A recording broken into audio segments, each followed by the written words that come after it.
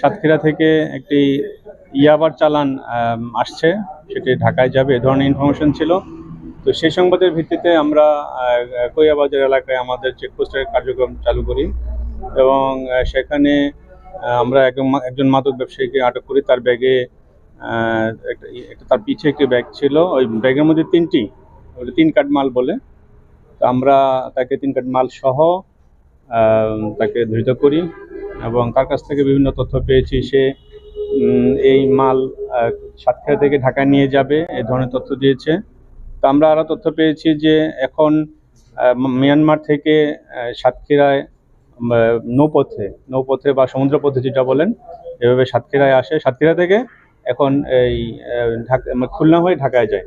তা আমরা প্রতিমধ্যে তাকে ধরতে সক্ষম হয়েছি এবং আমাদের গণনা কাজ চলছে, এখনো পূর্ণাঙ্গ গণনা শেষ হয় নাই। তবে আমরা আশা করছি যে এখানে 3 কাঠ মাল যেহেতু 25,000 পিসের উপরে পাওয়া যাবে। তো আমরা পূর্ণাঙ্গ ফিগারটা, আপনারা একটু ওয়েট করেন, আমরা পূর্ণাঙ্গ ফিগারটা বলতে পারবো। এবং আমরা ওর সঙ্গে কারা কারা বিজনেস করে সেই তথ্য আমরা পেয়েছি এবং আমাদের টিম এটা নিয়ে কাজ করছে।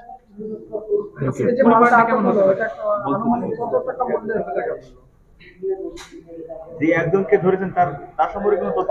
হ্যাঁ, তার নাম হচ্ছে মিলন মাল, বয়স 38। তার বাড়ি হচ্ছে মুন্সিগঞ্জের লৌহজং থানায়।